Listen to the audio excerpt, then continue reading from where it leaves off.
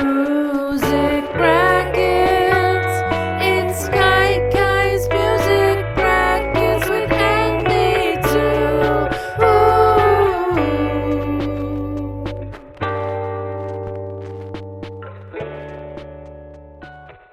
Okay, we are rolling here. I'm open. I'm open, I guess. I don't know. Yeah, this I'm is so we're doing something a little different. This is me and correspondent Kyky. And yeah, this is something that's kind of been months in the making here. Kyle and I have kind of we're both big Rush fans. If you're not familiar, Rush is a Canadian rock band. They're from Toronto. They got their start in the 70s. You know, if you don't know Rush, I'm sure you've heard like their song in the grocery store or something, like Tom Sawyer or something. So anyway, Kyle and I are big fans. The past few months we've been just kind of remotely um coming up with a bracket, I guess. yeah. And I don't know, Kyle, I think you can kind of take it away. You've been kind of the Yeah, I mastermind can behind all that. explain the the whole spreadsheet of it all. So, first of all, there is a frisbee connection because at every Boston Glory game, they play Tom Sawyer at around the third quarter. So, there's Nice. another Rush fan there somewhere, I guess the DJ.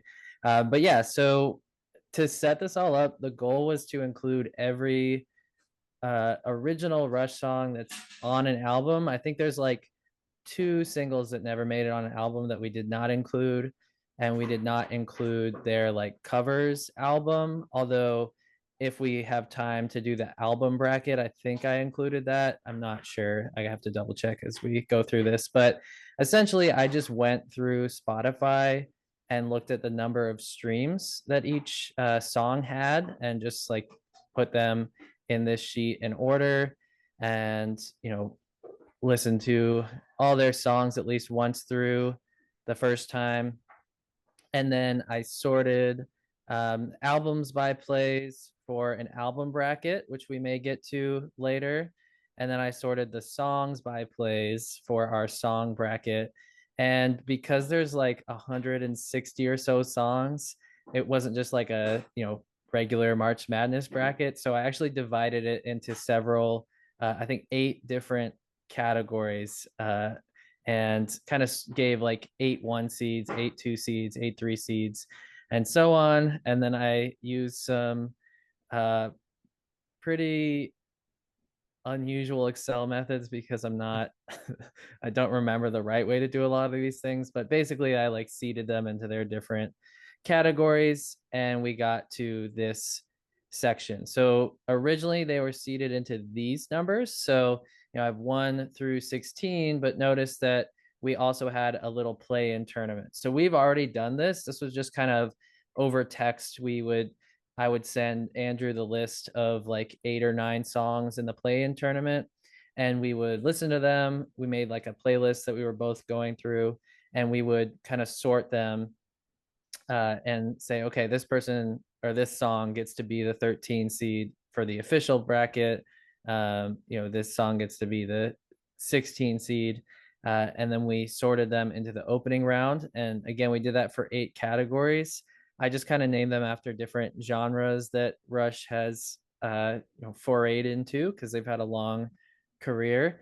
And so that was our kind of first round, was just choosing who was in the like top 132 songs. And then we also did the round of 132 over text as well. So you can see that, for example, Tom Sawyer beat out Neurotica, and so on and so forth. And if I go to these other tabs, you can see that this is all kind of set up for us. So we are down to 64 songs, Yes. and we made our playlist to just those 64 songs. I listened to them most recently probably 2 weeks ago, uh, but I took notes on it, so I mostly remember my thoughts on things. What about you, Andrew?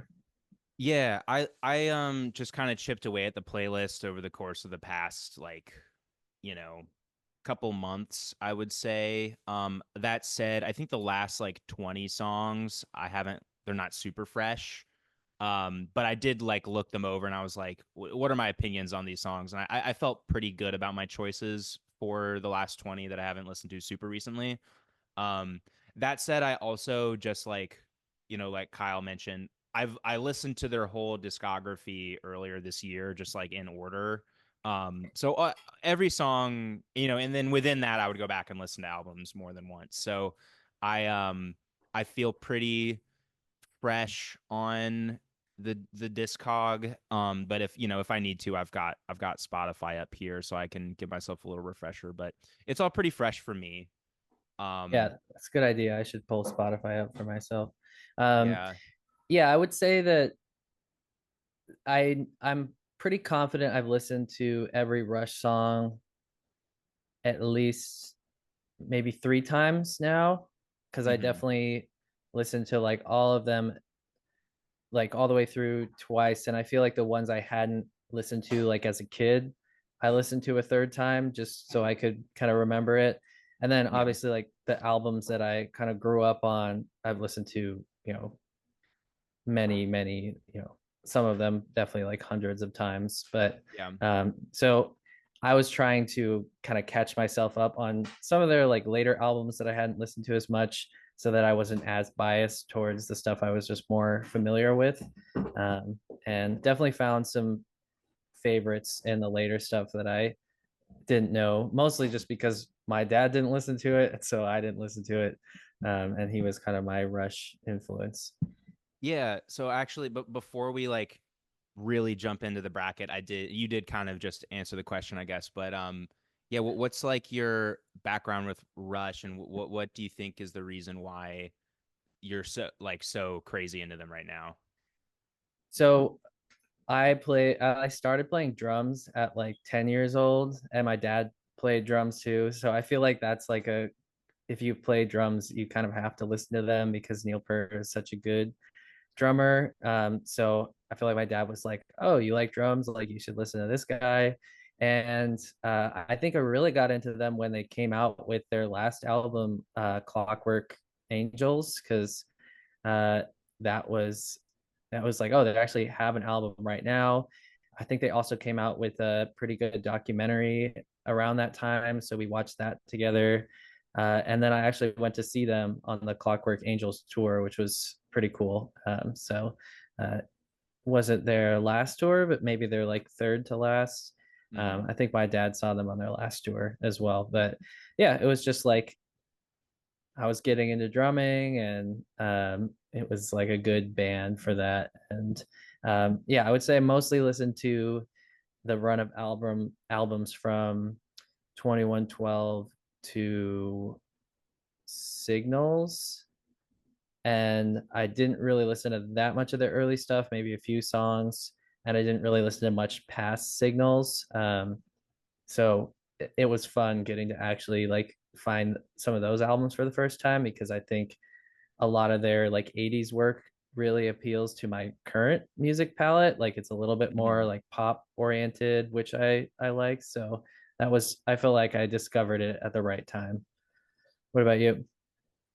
Yeah. I think your experience with like I'm familiar with signals, and then what'd you say, maybe like permanent waves through signals was like what you're, or no, earlier than that, you're into 20, like 2112 the Yeah. signals is kind of. Yeah.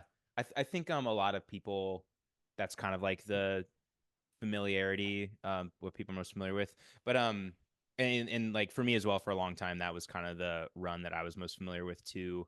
um but yeah, I got into Rush, I think, um really in middle school. My guitar teacher, who I definitely should shout out, Wes Howard. I think the first song, he was like, probably he is the biggest Rush fan that I know. And he showed me how to play the trees on guitar. Mm. I think that was the first Rush song I learned on guitar, and kind of my first introduction.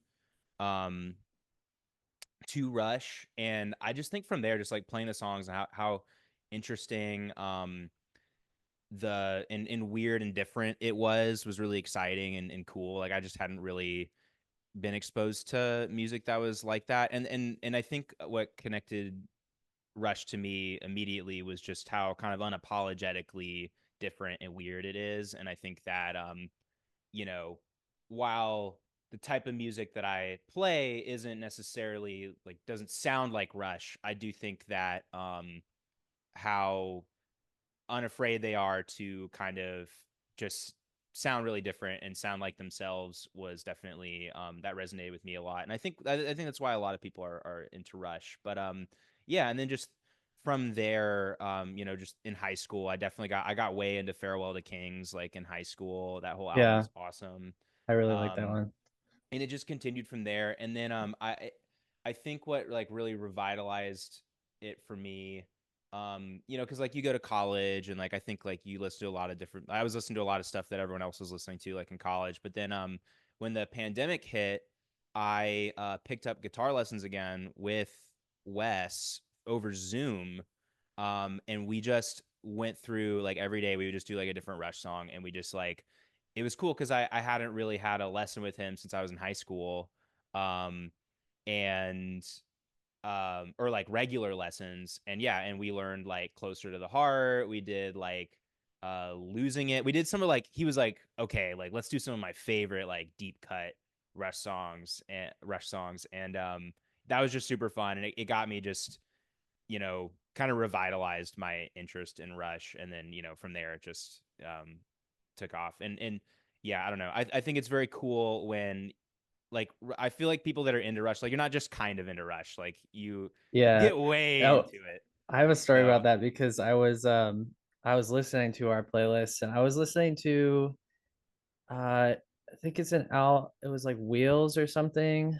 Um Big Wheel, it, it whatever it it is. might be, yeah, it might be that. From Roll the It was Bones, right? oh no, it's from oh my gosh, let me just look at I have the literal list of albums here. So it was from oh, Between the Wheels from Grace Under Pressure. Gotcha. I was listening to that in my car and I like got home and I parked and I was like halfway through it because it was like 8 minutes long or whatever. And so I listened to the last 4 minutes and a guy like came up and like knocked on my window. And I was like, oh my God, like what is happening? Is he like angry at me? Did I park in the wrong spot? And he was just like, I love Rush. He's like, I love that song. And I was like, oh, okay. Like I was like, I don't think there are many fan bases where people would like knock on your window and like but it was I was like yeah, okay, good, yeah, so Yeah. definitely inspires a certain fervor. Yeah, I've had similar experiences in public where like I have a bunch of my shirts are just like Rush shirts, and like I'll go to a bar or something, and I'll always have someone come up to me and like tell a story about like how they went to a show with their dad or whatever it is. But yeah, people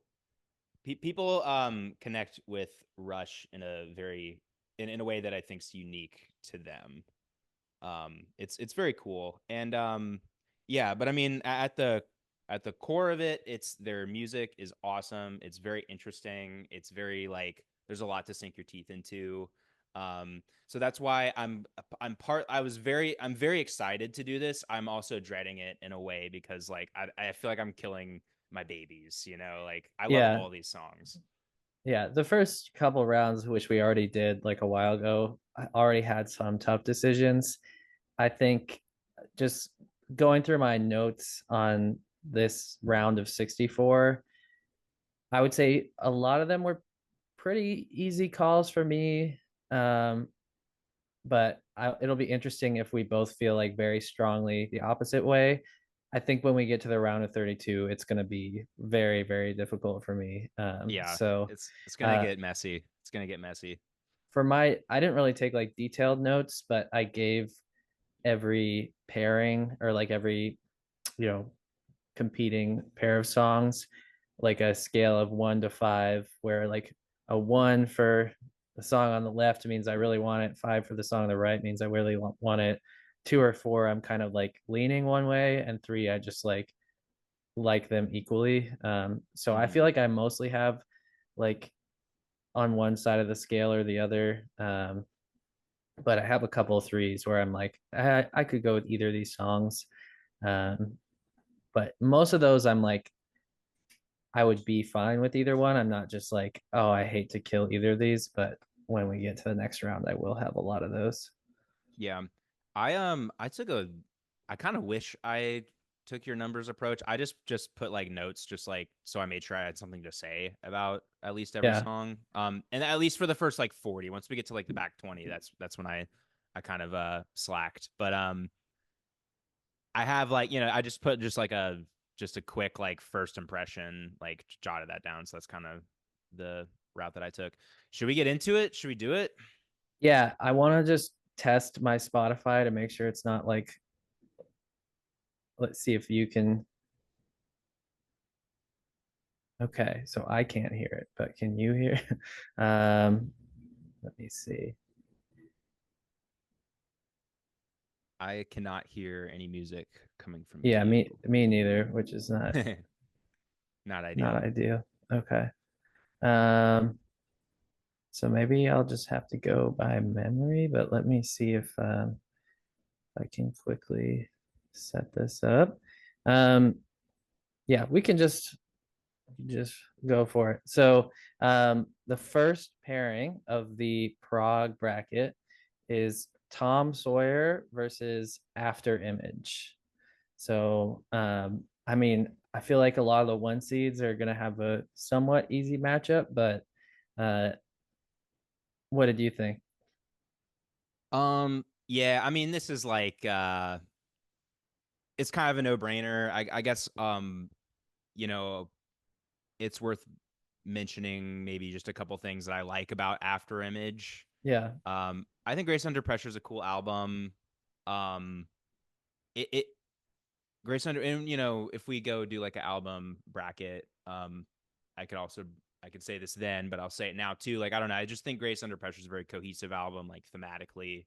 Um, I do think there are some things about it that hold it back, like the production. Maybe it's a little synth heavy at times. Um, but that's I think that's a personal yeah, preference. it's definitely grown on me. I think the first time I listened to it, I felt like I was like, oh, this doesn't really sound like the Rush I know. And definitely the production was very different. And I know that they even weren't that big of a fans of that producer that they were working with and kind of moved on from uh whoever that was. I don't know who it was, but um so yeah, I think the first couple times through I was definitely not as into it, but I can see like it's if I want like a different Rush album, I feel like it's a good one to go to. It's almost like a rainy day vibe. Like it's just a little bit drearier than I think some of their other music. But if I want Yeah. that, um, yeah. But I would say like the individual songs, I'd say are good, but don't necessarily stand out against their like really good songs from other albums. Um, but I definitely enjoyed After Image and I liked it. It just felt like Tom Sawyer is just It's a juggernaut. so It's a yeah, total it's a juggernaut. yeah. I felt like I kind of imagined I was at like a battle of the bands for each of these, and I was Mm, like, okay, imagine having to follow Tom Sawyer at like Battle of the Bands. Like I feel like people would give After Image like a polite round of applause. Like you guys are really good too, but like you're gonna lose because the other band played Tom Sawyer. So yeah. Yeah, so that's I felt a little bad for it, but I don't have any questions about this pick. yeah. It kind of is what it is. But yeah, I mean for me it's Tom Sawyer. Yeah. Yeah, that was one where I felt pretty strongly. So yeah. And I think we can kind of like talk about the albums as we go to, and that will color our album bracket as well, make it easier to kind of sum things up. So next one is the song A Farewell to Kings and Animate, which is from their like kind of like alt rock switch over. So what did you think about these two? Um yeah, I like both of these songs. Correct me if I'm wrong, but are they both like the album opener for their respective Yes. albums. Yes, they are. Yeah. So yeah, that was kind of interesting. I think that made it kind of interesting to compare them because they kind of serve the same role on their albums. I just think that it's tough because like Farewell to Kings, the album is just like it's just such a classic, like quintessential album. So you're going up against the opener for like a very iconic Rush album versus uh what is it, counterparts? Yeah, counterparts. Um which I am wearing my counterparts Oh, shirt. nice. Um but that said, I think for me it's just kind of Farewell to Kings just because it just sets the stage for the album in just such a good way, and it's an iconic album. It kind of has that proggy Rush, like it just kind of has like a little bit of everything you would want out of a Rush song. And Animate is a great song. It rocks, Yeah. which is what they were going for with that album too. Yeah. Um, Animate, I would say, reminds me of Soundgarden, which is one of my favorite grunge bands. I feel like they were kind of like latching onto the grunge sound a little bit for that album, and specifically Soundgarden, just like with the guitar licks and how yes. that worked. But Soundgarden was also influenced by Rush, so I feel like they can do whatever they want. So, Yeah. but yeah, I Right. think, I mean, I'll reveal my bias. Farewell to Kings is my favorite Rush album, so Okay. so it's gonna kind of lean that way for me a lot of times. But with this particular matchup, I was leaning there, but it wasn't as strong. It wasn't like a definite yes. If you had really strong feelings the other way, but I think we're both in agreement for a Yeah. Farewell to Kings. Um, and I don't know how many more counterparts songs like made it to the round of 64. So I do want to say like I love the way the guitars sound on that album. Yeah, Um, it's kind they have a different producer than like the previous couple albums. I think it was Presto and then before that Roll the Bones had maybe the same producer. I can't remember. But then like they got a new one for Counterparts, and the way the guitars sound is it's very stark contrast, and it's so yeah, good. It just serves like what they need for that album. Like it's very lush and like full and just kind of fills out the whole um kind of sonic landscape. It sounds awesome. yeah, So yeah, I want to give Counterparts its flowers a little bit because I don't think we'll have that many more yeah. We might opportunities. have, yeah, a couple more, Yeah, but yeah, that was definitely, the production on the album is really really solid. yeah. Farewell to the Um, Kings it just rocks. yeah. So good. Okay, so the next one is The Pass, which I think is from Presto Yes. versus Xanadu. Oh man, Uh, and I feel very strongly towards Xanadu. That's one of my all-time favorite Rush songs. I it is mean, it mine is, too. yeah, Yeah. it's just so good. It like definitely transports you. Um, I enjoyed The Pass, but honestly, like I feel like it even I don't even know if it's in my top 64 Rush songs. Like it made it to the round of 64 because I liked it more than Take a Friend, but I would say there were some other songs that missed out on the round of 64 that I would put ahead of The Past, but it's still good, you know. Every Rush song is good, uh, but I feel like this was David and Goliath. Yeah, it's kind of an unfair matchup. The Pass, I like it a lot, and it's one of my favorite songs off of Presto. But Presto is not one of my most favoritist Rush albums. It Yeah, actually like I thought Presto like I don't know, just my memories of it were just kind of like I don't know. But like when going back through the discography this year, I was actually very surprised with how much I actually really dug Presto. And The Past I think is one of those songs off of Presto that I kind of latched onto the most.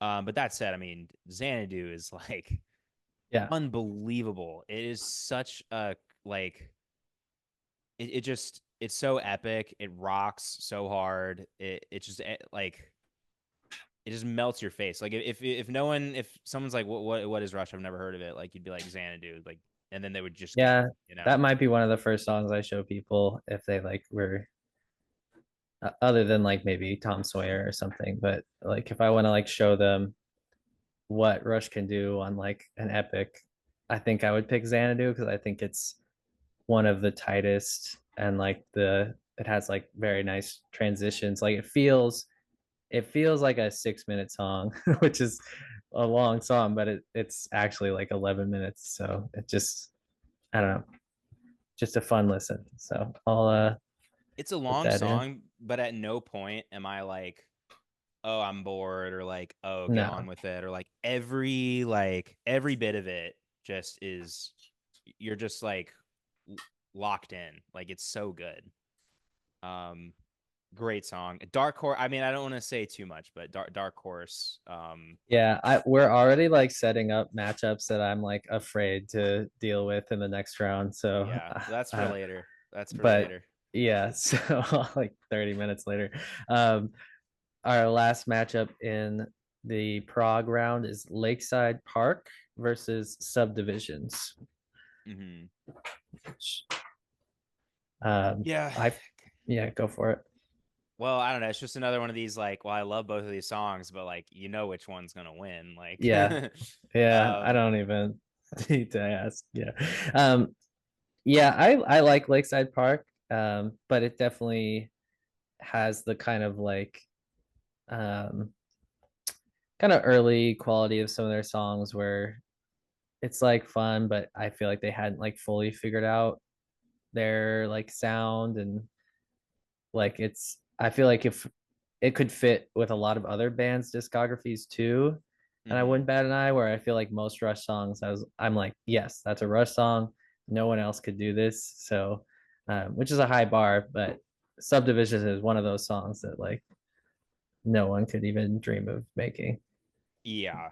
Um, it's just Subdivisions is just like that's a quintessential, you know, Rush song. What I will say about Lakeside Park, and again, I'm not sure how many more Caressive Steel songs we'll have. But I Caressive Steel is another one of those that like surprised me how much I was into it. Um, I think it sounds great. I read Getty Lee. My guitar teacher who I mentioned, he mailed me a copy of Geddy Lee's biography because he just accidentally Hmm. got an extra. So I read it earlier this year, and it's funny how much that like the band themselves like um, just when they talk about Caress of Steel, they're just like, oh my god, I cringe when I listen to this. Like, um, and another thing to point out is like they were like we were so fucking high when we recorded all that. Like I go back and I thought we had all these effects on the songs that we didn't have. So like one thing that Geddy Lee points out is um, he's like it just sounds really dry to me. Like the Fly By Night album as well. He's like I just thought we had more reverb and stuff on it, but we were so baked that like we just didn't put enough like I would have like put different effects and stuff on the Yeah, I recordings. I even noticed that. I feel like listening to it that I was like, this sounds like the effects that like I put on songs in Audacity, where it's just like not as professional as like you want it to be. Mm-hmm. Um, and I feel like their effects, like vocal effects, even where they're like doing their little skits and interludes that just don't sound as good as they do one album later on Yeah, 2112, where they like figured it out. So, but it's fun. I right. feel like it's a cute album. Like it's just like it It's a nerdy, feels, weird yeah, album. yeah. Um, oh shit, what was I gonna say? Um, oh yeah, I also think it's important to point out that like there were more like limitations on their earlier albums, not just technologically, but also like time. Like they weren't really as established until, you know, really Farewell to Kings was when I think they had like more than like 2 weeks to record their whole album. Like these songs, they were like pulling all nighters in the studio, like Yeah. just trying to get it out. So I think um, that's a testament to like if anything that gives me a few extra points to those just because of like how hard that is to do. Um, but yeah, I mean ultimately like I think we get the most out of Rush when they like have the full like um you know, as long as they want and they can like experiment in the way that they wanted to, and like those later albums, it's just hard to compete with that, you know. Yeah, Um, for sure. but All yeah, right. Subdivisions moves on. It's such a good Yeah. song. And we'll come back to that category, but for now we'll go to the rock section. So I mean, the genre has nothing to do with the actual songs here, but um, our first matchup here is Limelight versus What You're Doing. And What You're Doing is that's from my first album, right? Or my I think so. I think so. Yeah. I, Yes, it is. It is. yeah. Which Um, yeah, I think another juggernaut here, but can, yeah. Do you have any thoughts either way? I feel like as far as their like first album goes, like it's an interesting sound and I like some of the songs. I think the only song that I see moving past this round is Working Man, uh but like it's like it's almost like a different band in a lot of ways. I mean, different drummer, obviously, still like a good drummer, but definitely different style Yeah. and also different lyrics because Neil Peart also took over like the lyrics of the band when he joined in. So I just feel like it has a very different vibe to it. Um, and I think it makes for like a charming debut, but I do not think they would have been as big as they were if they kept going in this direction. Right. And So I think that was cause for some strife early on because I think the original drummer, I think it was like John Rutsey, I want to say is his name. I'm not positive on that. People correct me if I'm wrong. Yeah, I think he just kind of wanted to be kind of more like a classic rock kind of vibe. Um, and then I think Getty and Alex kind of were feeling something different, and I think it was kind of mutual. They're as a group, they're kind of like, yeah, you know, he was like, yeah, I don't really want to do this weird shit, and they were like, yeah, we want to do weird shit. So I think yeah, it worked. Like it worked out for both parties. I think. Um, I I do want to share my notes on this. I wrote, what you're doing is a good riff. There's no universe where this is better than Limelight. yeah, um, I also wrote, I guess I may as well bring this up now, but I do think that Moving Pictures is like it is the Goldilocks album in Rush's discography where it's like it's not too far into the 80s like synthesizer zone, which has some of my favorite songs, but like it has really cool sounding synths, but it's still very like guitar forward and riff forward, yeah, and like and just the production wise sounds just like the perfect intersection of like the way that like a lot of those like 70s like bass and drums sound really good but like kind of dated. um it sounds like timeless in a way, um that I don't know, it's just like the perfect intersection of their career and their discography. And so I think when you're going up, any other song is just going up against not just the song on Moving Pictures but also just like how perfect everything is about that album. So yeah, um yeah. yeah. It just sounds really good. Like when I've been like blasting these in my car, and I'm like, wow, this just like all the stuff on Moving Pictures just sounds so good and crisp, and like I think a lot of the earlier stuff also has a really good like 70s sound to it, Hmm. but maybe not as much of like the oomph of their like synths and stuff in the 80s. And yeah, Moving Pictures is like right down the middle. I kind of, it brought me to this realization that a lot of my favorite albums are where an artist is transitioning from like earlier like more experimental stuff to like a poppier sound, and it's like Hmm. the album where they switch is my favorite, because when they get like too poppy I feel like they lose some of their like style. So it's almost like the record where they sell out, which I don't really Hmm. believe in as a term, but like Yeah, me to, neither. for lack of a better word, like the record where they like foray into pop or like foray into like a more modern style. Other examples I can think of are Tame Impala Currents is my favorite album. Like I just like I love that, but like the stuff that came after, not as good. The stuff that came before, not as good in my opinion. But it's Hmm. just like that Goldilocks zone, like you said. Trying to think of other artists. Janelle Monet, Dirty Computer. Uh, I think there's just a lot of artists where they like kind of like made that transition, and I'm a big pop fan, so I like pop, but I also like an experimental edge to it. So, Yeah. um, anyway, we've got this is the first matchup where I am undecided. So, Middletown Dreams versus Red Sector A. Yeah, it's kind of interesting because we're kind of pitting the 80s synth era against itself. Yeah, Um, which is difficult, but it has to happen at some point, I suppose. But let me see my notes. I have a lean right now just based off of the song names. yeah. Um, Middletown Dreams and Power. It's Power Windows, right? I'm Power just like Middletown Dreams is Power Windows. Red yes, Sector A is Grace Under um, Pressure. Grace Under Pressure. Yeah, Yes. Man, I think Power Windows is just such a juggernaut of an album it's in really good. of their 80s albums. It's so freaking good. And just like all the little details of Middletown Dreams, like the songwriting, like the synths, like it's just so good. I wrote that Red Sector A has a really catchy chorus. All the same things that I like about Grace Under Pressure apply to this song. Um, I think for me, it's Middletown Dreams.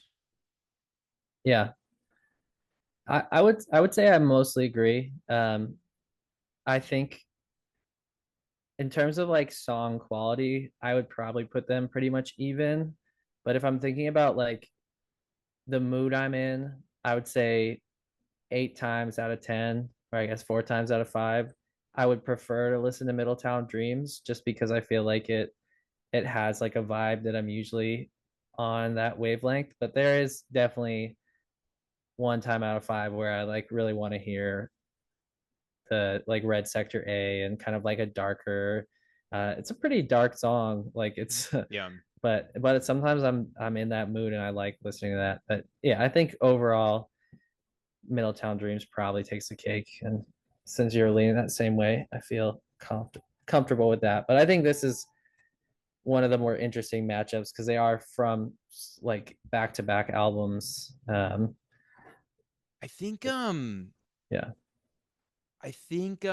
so Power Windows, yeah, it's right after Grace Under Pressure, and they I don't think they were huge on the producer like you mentioned, and in the book Getty kind of talks about like he wasn't like a bad dude. He just they would like ask like they would do two different takes and be like, which one do you think's better? And he'd be like, I don't know, what do you think's better? Like he just wasn't really, he didn't have like a strong opinion, and sometimes mm, that's important like in the studio to get the best result is like have someone who like knows what they like.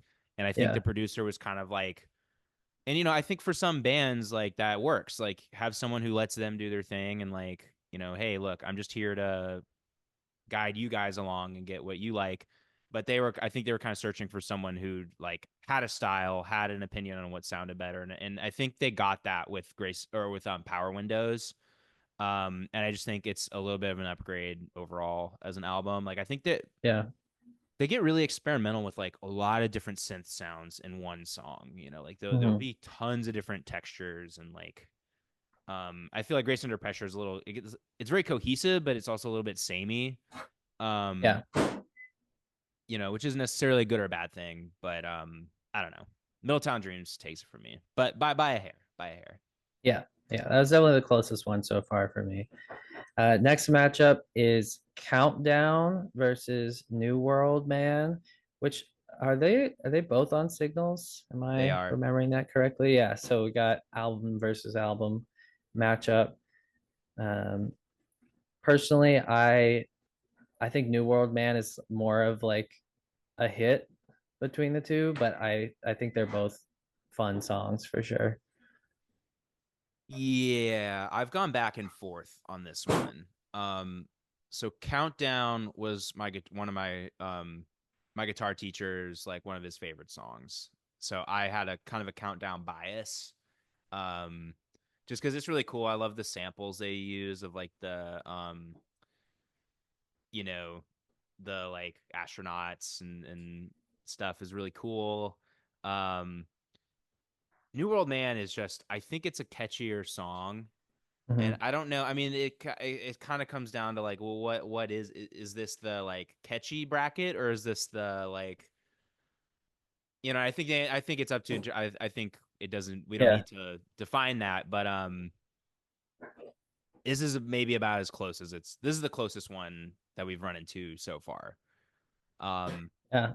I think I lean New World Man, I just I would cut. I would say I lean like not like super heavily New World Man, but I feel like it is a more like complete and dynamic song. Countdown, I feel like it's just kind of like it's like I don't know. It's like it's got an interesting song structure, but I feel like it's very like linear, if that makes sense. Like it just kind of like Hmm. whereas New World Band, I feel like it kind of goes back and forth between a lot of different things. I really like the synth that's like boop, boop, boop, boop, boop, boop, boop. Like I can't do it, but the like fun, like weird synth sound. And I just think the chorus really hits. And I don't know. I feel like I'm a big like that's one of the songs that I listened to a lot as a kid, so that's kind of my bias. Like that was like one of my favorite Rush songs as a kid. Hmm.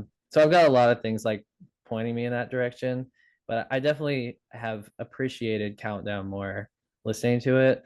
So it wasn't like a guaranteed win for me, but if you're kind of leaning that way, then I definitely would pick it. No, I'm leaning New World Man. And I think Countdown's a great song, and I don't think don't get me wrong when I say that like because Rush is known for having long songs.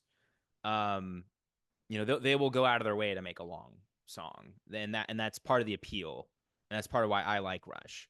But that said, like for a song like Countdown, it's like over 5 minutes long, and it's not like a prog like epic or like I think New World Man, every second of that song is not like wasted. Yeah. um it's really tight, and it's um a little bit catchier. I think it edges out Countdown just a little bit.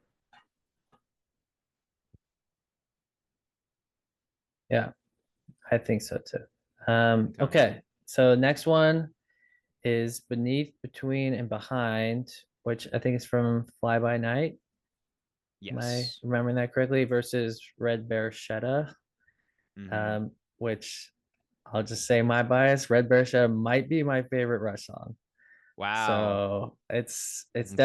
definitely was my favorite as a kid. Now I've listened to a lot more. It's harder to pick, but I was really big fan of this song. I still am. So I feel very strongly about this, but I do like Beneath, Between, Behind as well. So I'd like to hear your thoughts on it though. Yeah, I mean, I I think that Beneath, Between, and Behind is a great song. I I love Fly By Night as an album. It's one I think it might be my favorite of their earlier albums. That said, like I don't think this is the one that I'll like die on the hill for. Mhm. And I know like what song that is that you're gonna die on the hill for. I well, I'm curious what you think it is because I don't think I I know yet. I know what it is. Okay, well, when we get to it, point it out, and well, I will. maybe I will. maybe I'll know. Maybe I'll start. I'll get my teeth out for that one. We'll see. But yeah, I don't know. Red Barchetta it's a great song. I don't know if it's my favorite even off of Moving Pictures, but like I said, like you're going up against like the Goldilocks like Moving Pit. Like it is such a good song. It's very iconic. Like Yeah.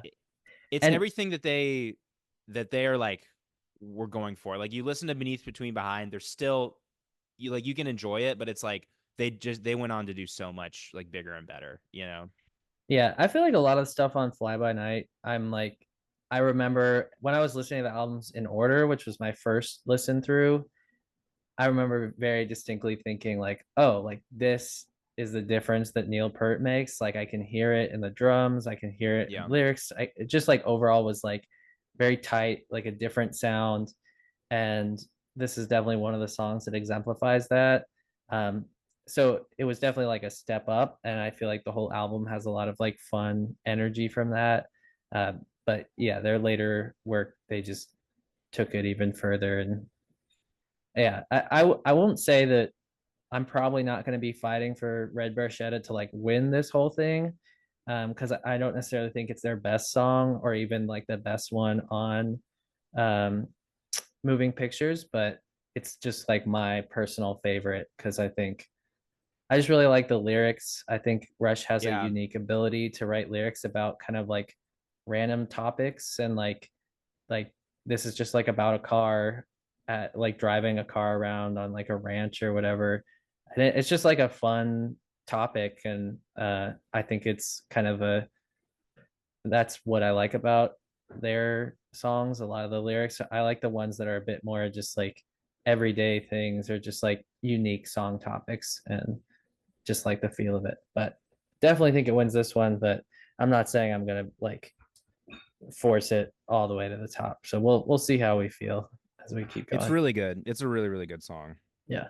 Like when it comes on in the album, you're like, oh yeah, Yeah. like let's go. Yeah. Okay. On to our third section here, pop. Um, and we've got Spirit of the Radio versus Chemistry. Yeah, I mean, to this one for me is just like a no-brainer. Um, I don't know. For me, the Spirit of the Radio is just it's got everything that you want. Kind of like I said with Xanadu, you know, Spirit of the Radio has like everything you could want in a Rush song. It's like it's really diverse. It takes you a lot of different places.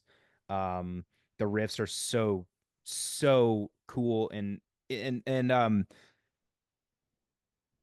it's one of the songs like during the pandemic that like I learned and I still can't even like really play it because the beginning it's like impossible to follow along. Like my guitar teacher who like knows every Rush song, I'm not every Rush song, but every like he knows he has a vast knowledge of how to play Rush songs and he like has listened to there's something in the beginning in the intro that he just cannot quite get right because it follows a pattern, but then he just like doesn't finish out the phrase and then starts over just at a certain point um with that opening riff, and it is like impossible to like play along to. It's like only Alex Lifeson can play this, like in Neil Peart and Getty. Like it's just Yeah. crazy interesting and cool. I feel like I have an appreciation for it on that level, and it's just such a good song. And I don't know, chemistry is good. It just doesn't do the same thing for me. Like Yeah. I don't know. Yeah. I think Chemistry is one of those songs that I'm like, I feel like they have a lot of them, especially as you get later into their discography, where it's like a fun, unique topic and they do a fun thing with it. And like, I'm glad they made it.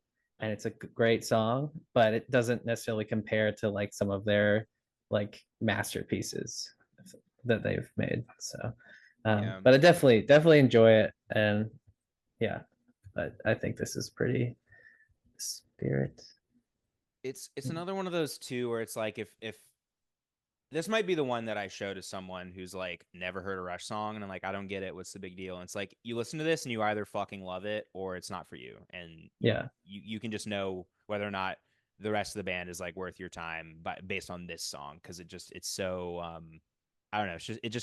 It captures like the magic of the band, I think, in one song, more so than many others. And the melody of the verse and the chorus is so catchy and like I don't know, just gives me that like that feeling. I don't know, I love it. Yeah. No, it's great. It's another one that just has like a really fun topic and like a unique topic and just feels good. So yeah. Next we have Mission versus Prime Mover, which I think are both on what's the album? The red one. Hold your fire. Hold Your Fire, yes. Yes. Which might be my favorite of the ones I had never listened to before Mm, we did this. Like that's so good. even even more than like I really like Power Windows and I like some of the later stuff, but I feel like this one it's usually near the bottom of a lot of people's Rush albums list, but it was like right in like my sweet spot. I really like the production. I really like the feel of it. Just it has a very fun, like nostalgic 80s feel to it Yeah. that I could see why people, like especially fans at the time, wouldn't like that they were going into. But for me, it just hits. So I enjoy this album a lot. And I like both these songs a lot. Yeah. But yeah, I definitely lean towards Prime Mover between the two. Um, just think the chorus is really fun. Yeah, it's tough that we don't have a Hold Your Fire until now, and then we have two Hold Your Fires against Yeah, each we have other, to weed one out. Yeah.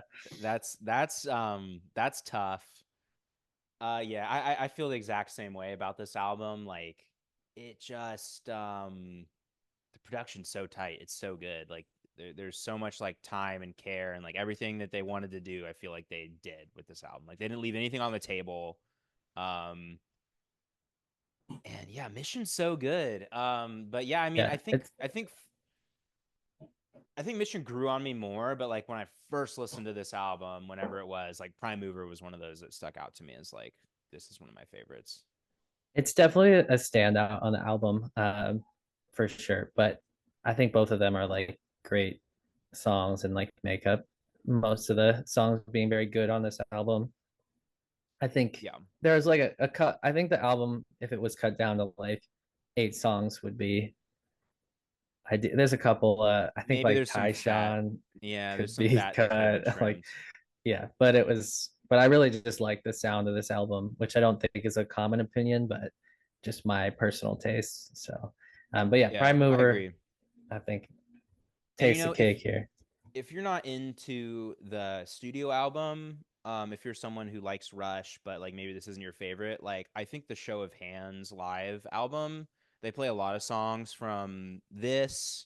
They play some Grace Under Pressure, some Power Windows, and that it's an awesome live album, and it rocks. And I think it'll that's a good like middle ground if you're more into their earlier stuff, but you know I think you can appreciate the songs for what they are.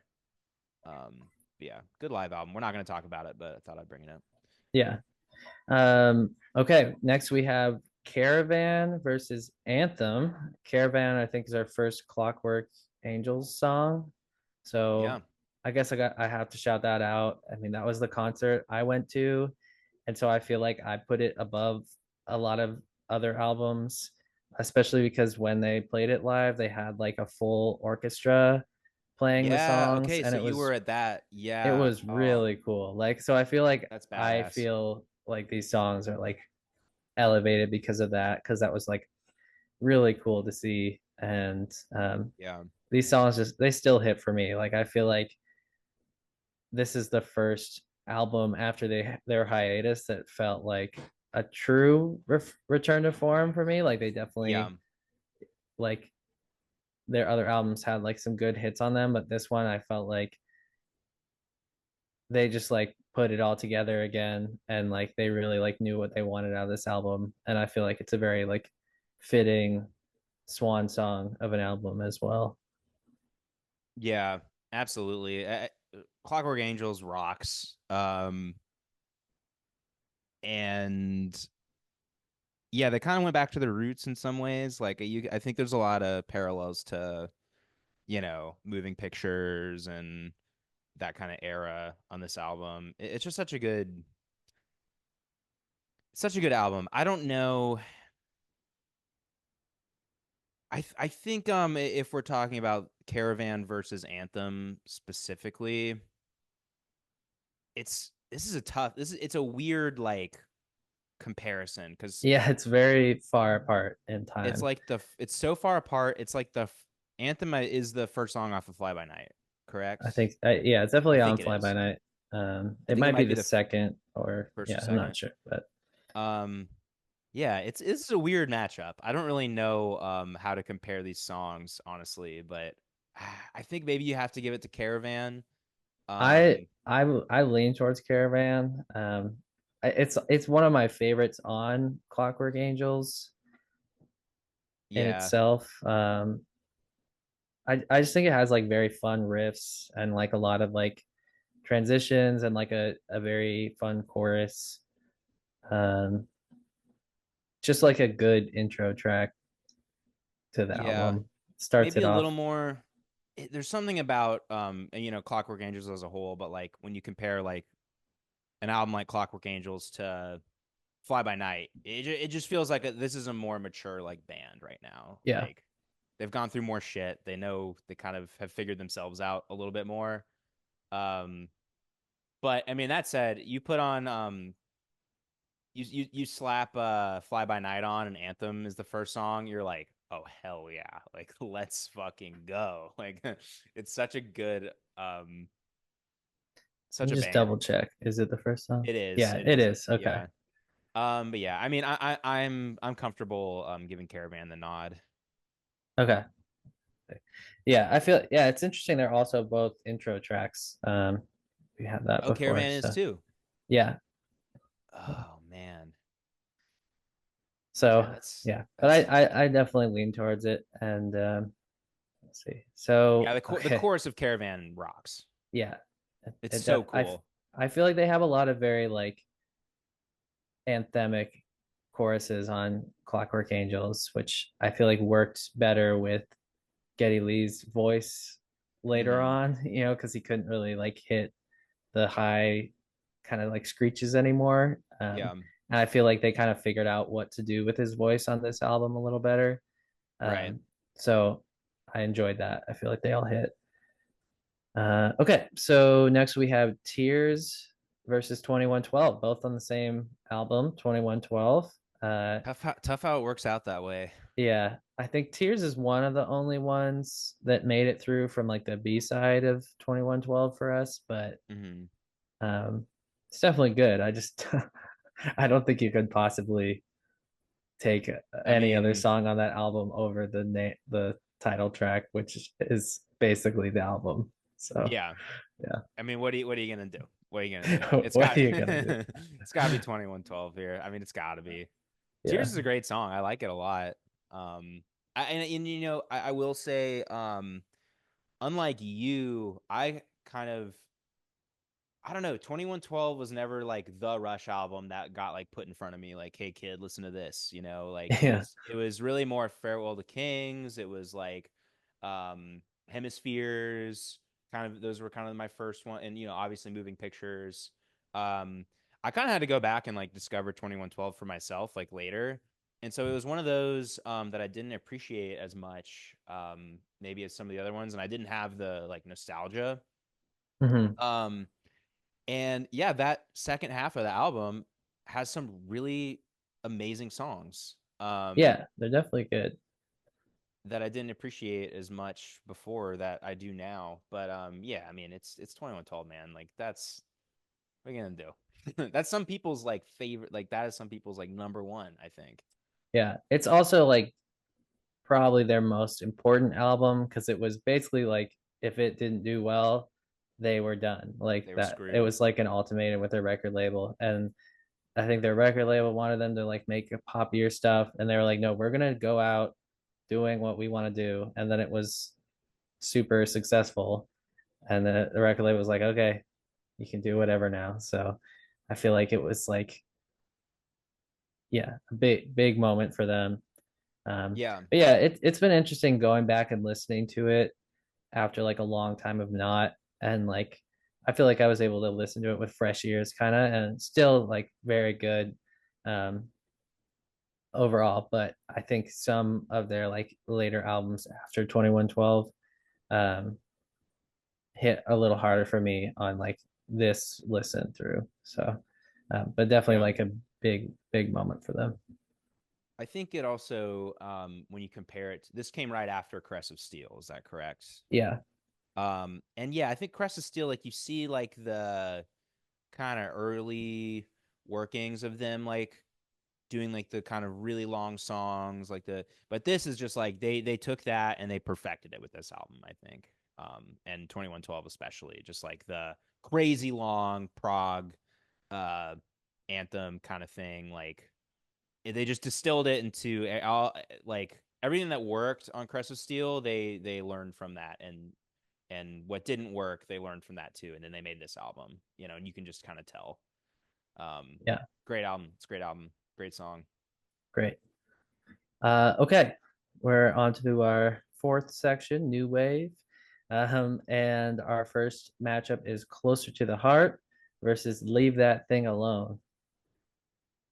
Which is Yeah, Leave That Thing Alone an instrumental? Am I correct in remembering that? I think so. I think it is. Yeah, I think it Um, is. I think it is. Oh, yeah, it's really good. I'm listening to it right now. It's really good. it's great. That being said, Yeah, this is another one of those just like, all right, I, I what are you I gonna think do? Closer to the Heart, like we'll see how far it gets for us. I think it's the most likely song for like a non-Rush fan to For them to like get into. have on a playlist Yeah, and like listen to. I feel like it's like a classic rock song. Like you could slip it in a classic rock playlist without people noticing. Whereas I feel like most of their some other other songs. songs Yeah, would stand out a lot more. right. Like I've seen it in commercials and stuff. Like that's I feel like so it's not like necessarily my personal favorite, but I think at least for this round, like it's yeah, and it also has one of the best guitar solos. I think just like very fun. Yeah, it's a fun song. It's iconic, and I think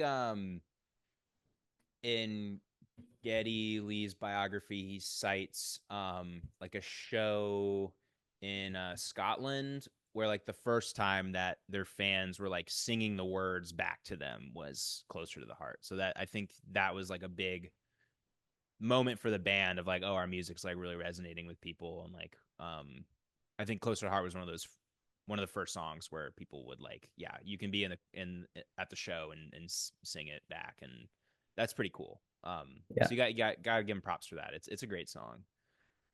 Leave That Thing Alone is a cool riff. The bass is ripping on this, but yeah. yeah, I mean, there's only so much you can do. I don't know if any counterparts are gonna make it past. Honestly, I feel a little bad about that, but what are you gonna do? Is it from Counterparts? I honestly Yeah. didn't.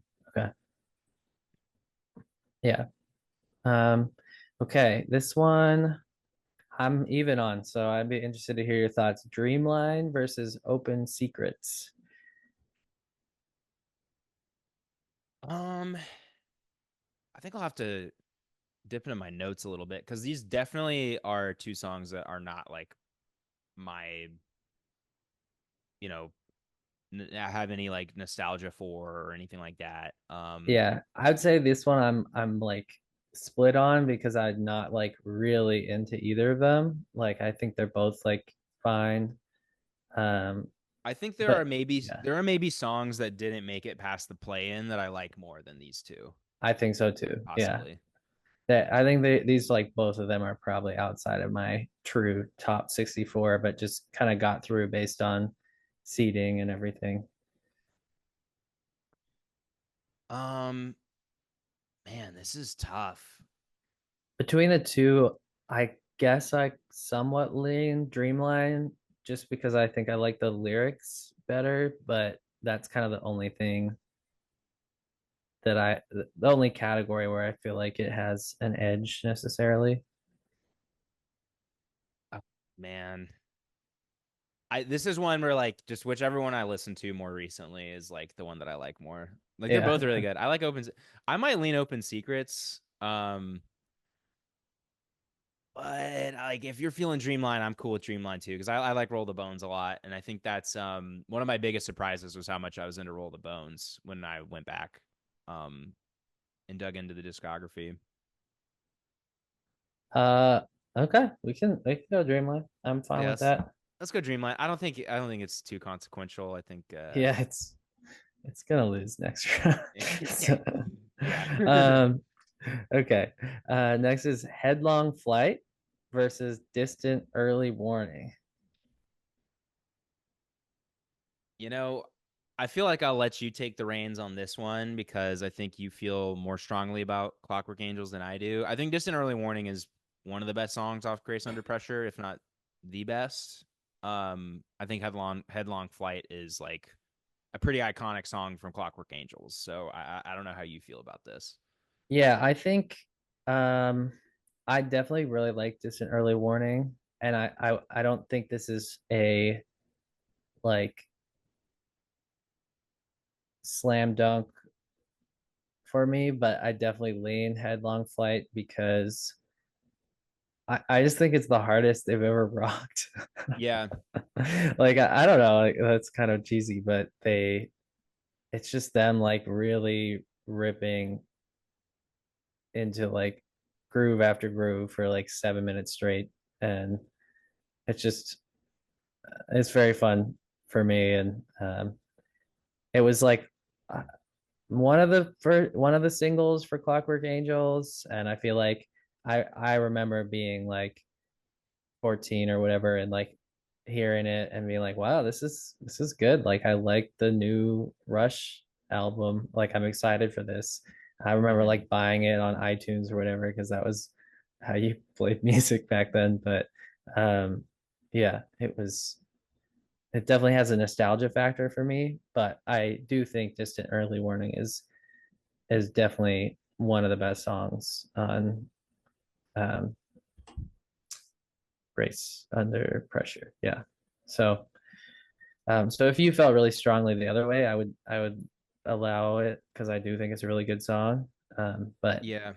I think my if it well, yeah, I think if it were my bracket, maybe Distant Early Warning would get the nod, but like I don't feel that strongly about it. Like I don't feel that attached to it, and I think Headlong Flight I like a lot, and I feel like it would be your. I am totally fine with choosing Headlong Flight if that's where you're leaning. okay, yeah, all right, I'll defer to you on the next one. So we'll see. This But one is the hard. This is one of the hardest yeah, ones. this is a because I feel like both of these are pretty high up for me. Both of these are I very high up for me. what it I did pick one that I was leaning towards. I want to hear what yours is first, though. I just feel like I have. There's one that I just have to pick. I love both songs. I think it's funny how the way this bracket has kind of shaken out. Like we've pitted together very like songs Yeah, in a lot of this in this first round, and this is like both of these songs really similar theme of like the passage of time and like being in your feels about that, you know. yeah, Um, and the Garden just I think has this extra like just power to it because it is their last album, and it's their is it the last song on their last album? yeah. It's like Ah, their swan God. song. Like, Oh, yeah, it's just like how do you pick against that? That said, I mean, I have a personal bias towards Time Stand Still. That is one of the songs that I learned front to back during the pandemic, and it just makes me think about like that last year of being in college. And it's the only Rush song that has a feature of another artist, which I think is super special. And Amy Mann's performance is so cool, and it has the corniest fucking music video ever. Um, go check it out. I don't actually think I've seen it, so I'll Oh, watch it it's after this. brutal. It's But so funny. is she in it?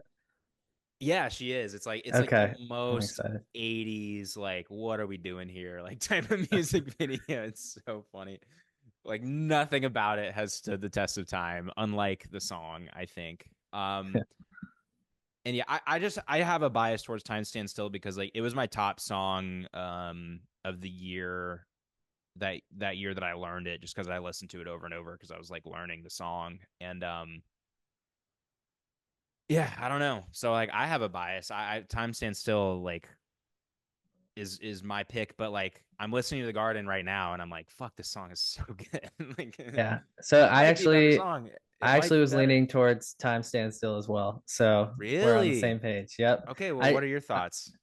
um one, I'm a big Amy Mann fan, so Yeah. I Cool really Tuesday like, has an awesome album. yeah. So I'm big into that. Um and yeah, I just think it's a very unique song for me. It's on Hold Your Fire, which is one of my favorite albums, and it was the one song from the album that I knew already, and I listened to it as a kid too and liked it, because I think they like played it at their concert, and I was like, this is really good. Um, so yeah, I lean towards that. I do think The Garden is really good. I will say I feel like we already pushed The Garden through to this round. Like we got Mm, it past different strings, and that was a bit of a. I remember that being something we kind of like were unsure of. yeah. So I feel like it already like made it kind of further, partially due to its swan song status, and it is very good. But Time Stands Still is a very special song, and I think like a possible contender for like top 16, top Hmm. 8, you know. So I feel like it has to go, Yeah. And it but just it's a fucking tough one. rocks. It's so It, good. it just fucking rocks. Okay. Okay, that surprises me. Yeah, you started talking. I thought you were going to lean towards The Garden. I like thought you would agree. And then you're like, yeah, Time Says. Okay. So, um, yeah, it was tough, but I think It's tough. I evaluated them fairly and I realized that that was uh, the better. So, we have Working Man versus Losing It. Um, and This Losing one's It, is that tough. from Counterparts?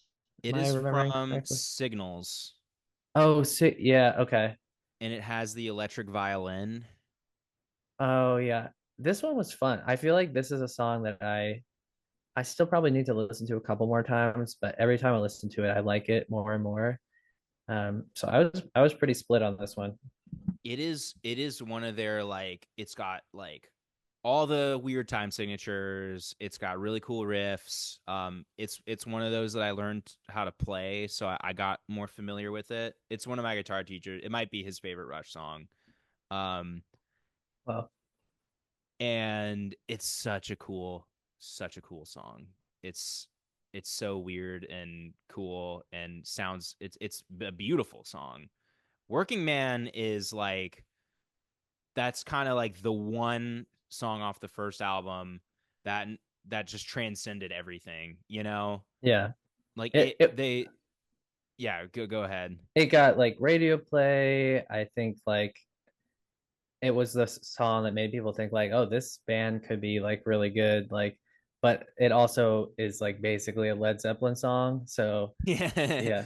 yeah. Uh Yeah, it is. And their whole album is like a poor man's Led Zeppelin album. yeah, but it is a very solid song. I just I I love Losing It as a song. I will like put on Working Man in my car, like driving home from work if I had a shitty day and it makes me feel better, you know, and I can't say that about Losing It. You know what I mean? Yeah.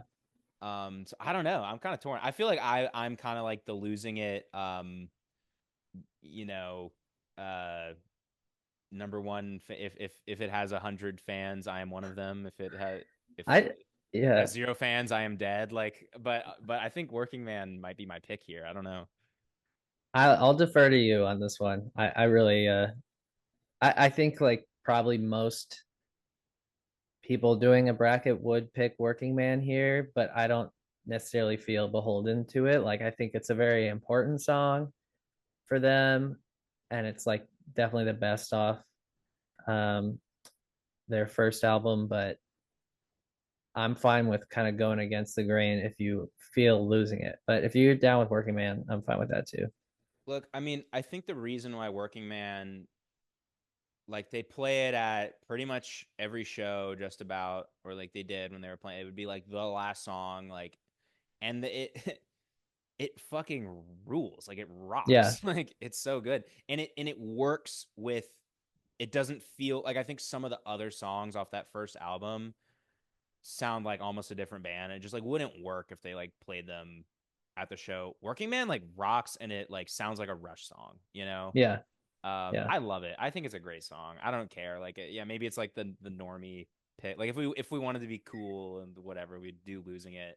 Yeah, but I mean, I think I feel like I I feel think better it about deserves this. to go forward. Yeah. I feel better about this. Not it's not like I'm not familiar with losing it. Like I'm very intimately familiar with that song, and that makes me feel stronger in choosing. I'm not just like, oh, I don't really know that one as well. Let's go do Working Man. Like I know Yeah. losing it very well. I love that song. But that said, like for me, it's Working Man. So Okay. Sounds good.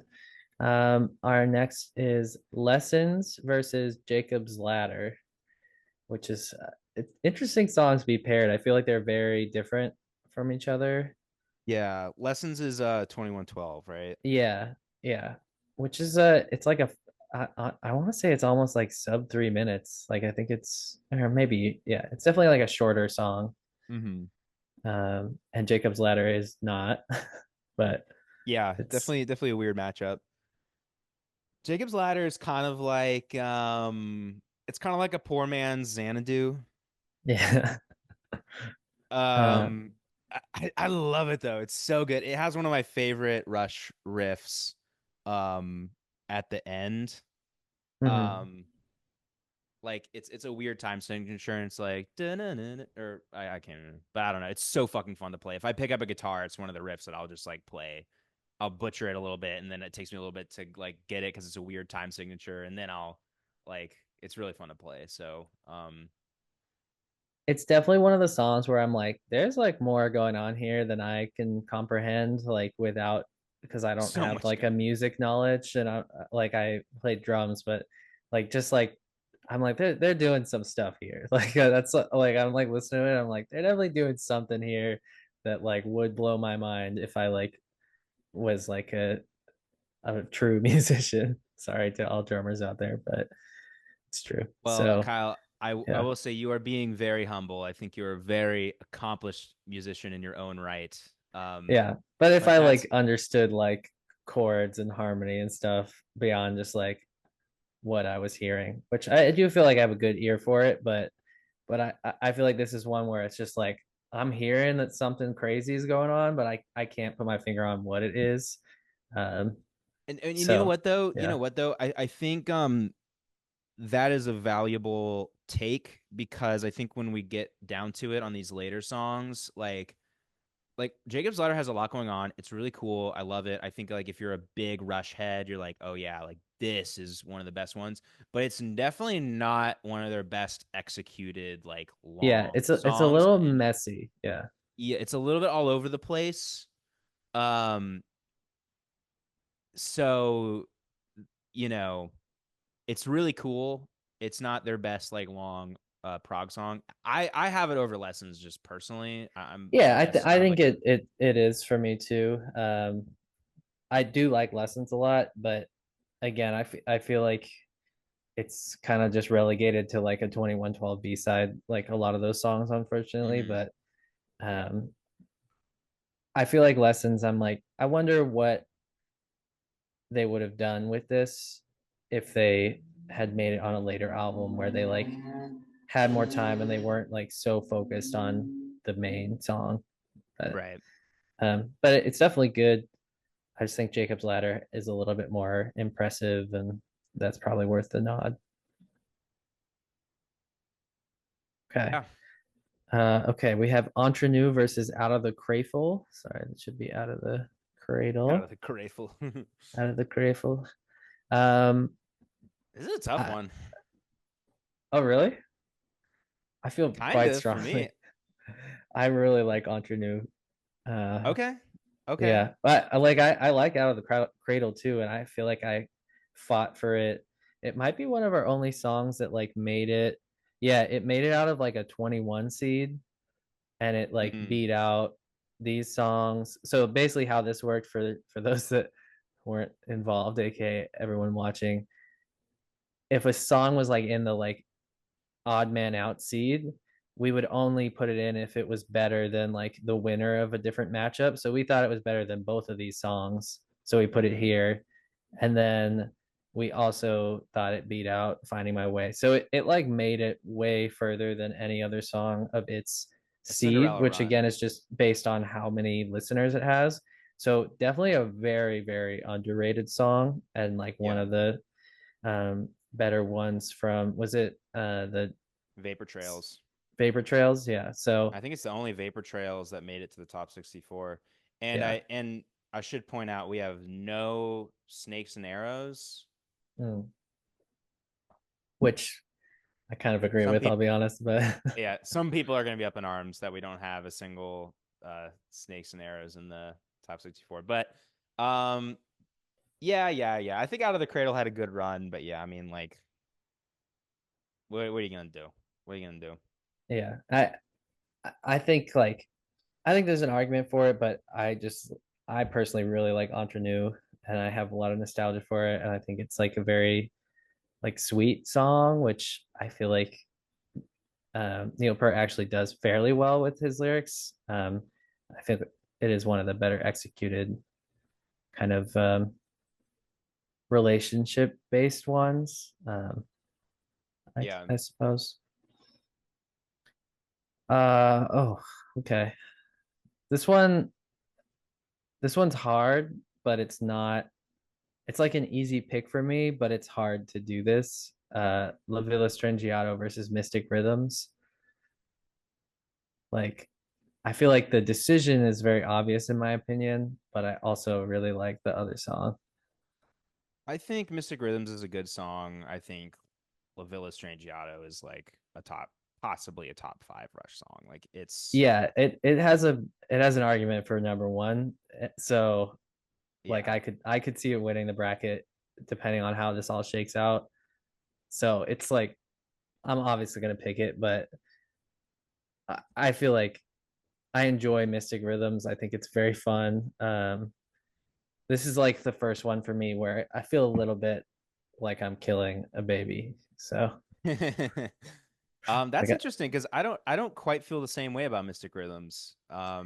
I could take it or leave it. Like it's a good song. I love Power Windows, but it's not my favorite Power Windows song by like a by a oh, long. it's not. I just like Power Windows a lot, and I feel like Yeah. it's one of the songs that strengthens its resume for me. But Well, I I just feel like it would have beat Hemispheres out some of these other songs in my opinion. But Hemispheres is a sneaky juggernaut of an album. yeah, well, I mean, there's four songs and they're all great, and yeah, Sneaky, sneaky juggernaut. yeah. I think we can talk more about this song in the later rounds because it's gonna be there. So and go to hold on, let me just okay. So we did metal. Now we're doing grunge. Okay. All right. This is tough. We've got two songs from the same album, Fly By Night versus By Tour and the Snow Dog. This is tough. And I will I'd like to hear your thoughts. Uh, This is one I thought this is the one I mentioned earlier that I thought you would have strong opinions on, but I did not realize I it was going to be facing its I have strong own opinions. album mate. Yes, I would fight for both of these, but the fact that they're up against each other like from the jump is just brutal. Yeah, the song I Um, was thinking of is By Tour because I know that you really like it, I but love that song. I love yeah, it. Yes, that which is I yes. like it too, but I think you've like expressed on numerous occasions how much you like it. But I didn't Yeah. realize it was going against Fly By Night, which is That's just like the how do you pick Bytor over Fly By Night? I mean, how can I justify that? I don't know. I mean, like maybe depending on they're so different. They're from the same album, so they have the same like kind of sound. But Fly By Night is like their classic rock hit, you know. yeah, Bytor is the exact opposite of that. Like they're so like diametrically opposed um in a yeah. sense. So I don't know. I think like I'm lost any here, man. I'm regular lost. person would very easily pick Fly By Night, but I think the most hardcore Rush fans would like easily pick By Tour. So I feel like we're kind of going to those two extremes. when Um, um when Getty Lee in his book, and I've heard in a couple interviews when he talks about like their label being displeased with them, he uses Bytor as like he's like we had Fly By Night, which they liked. They were like, yes, more of this, please. And then we had Bytor, which is like a song about like a space dog, and like we were fucking stoned to shit when we wrote that. Like, who knows what that's about?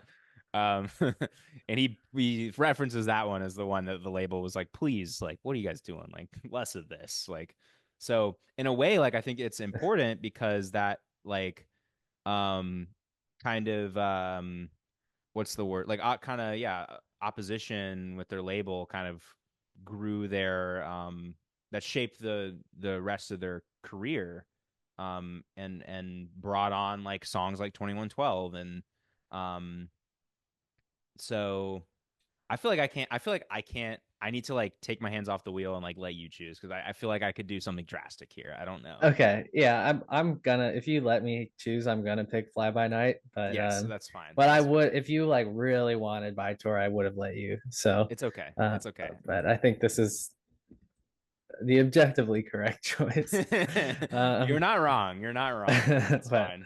yeah, We I averted would the have disaster. I would have let you fight me on that if you really wanted to. So, That's okay. I okay, love Fly By Night so much too. So like I yeah, won't fight you. You it's know. great. This oh, this one's gonna be really tough. Marathon versus the Wreckers, which I'm like really split down the middle, but this time because I like love both of these songs. I think Marathon's a recent discovery for me, but first listen, I was this is the best song on Power Windows, and that's already like a great album. And it's just like an awesome chorus. They got the like strings in there.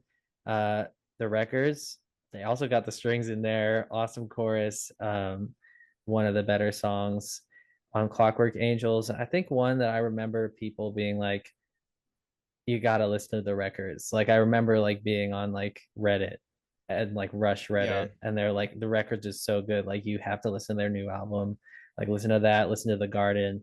Like those were like the songs that like I think music fans in general were really into from that album. But yeah, both honestly kind of similar, but like very different production and like style, but like similar in like their song structure and kind of their good attributes. So that's a long way to say that I don't know. Um, I'm okay with. Oh man, I mean, so to me, the way I look at Power Windows is like there's like a juggernaut like first maybe I think four songs on the album, and then I like the whole album as a whole, but like those first four like carry the album for me. It's a little top heavy, and Marathon is one of those Yeah, songs.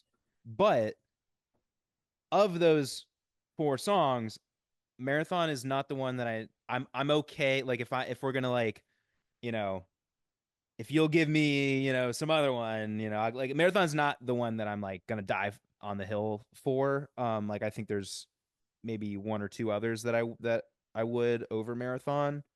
And The Records is a really, really good song that I enjoy very much. So I'm okay with picking Record. Like I don't have any qualms with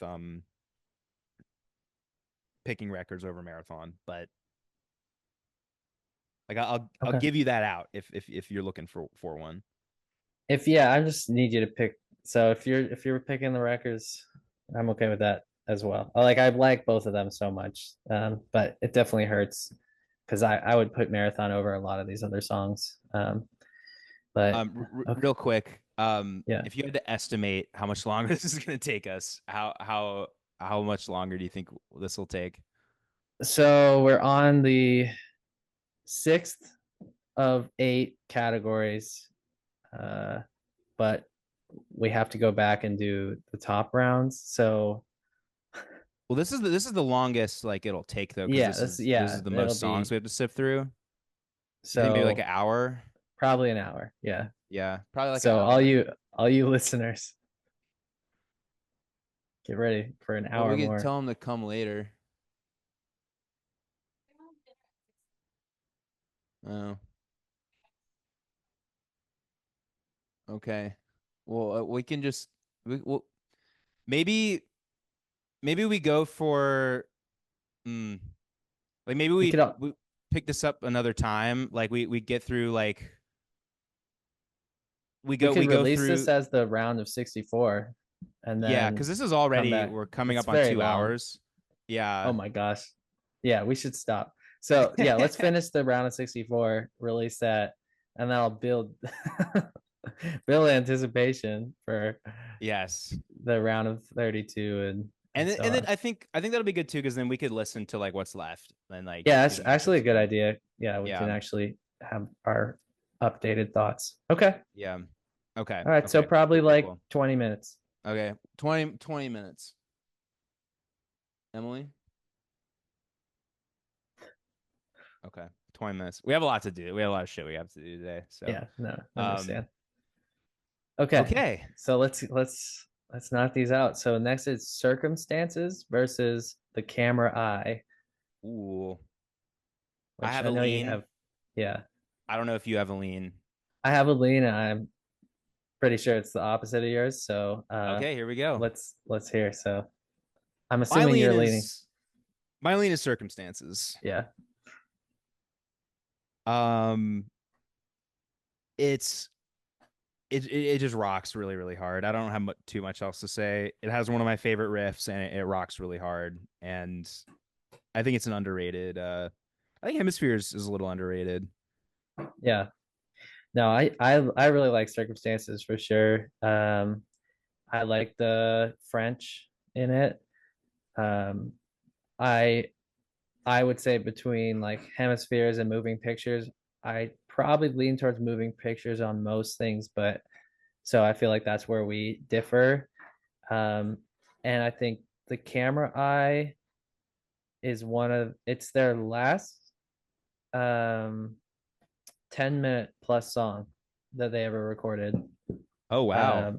And I feel like they like stopped because they perfected it and it feels like a 5-minute song. Like it flows so smoothly, it builds from the start, and it's just like a good time all the way through. I feel like it like when it's done, I'm like, oh, like I wanted to keep listening to that. Like um I don't know, I really like it.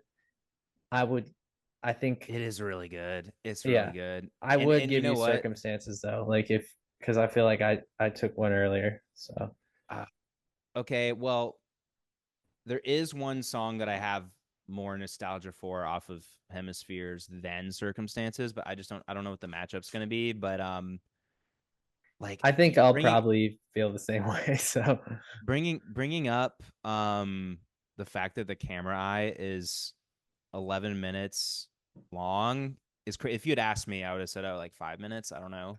yeah, just That's crazy.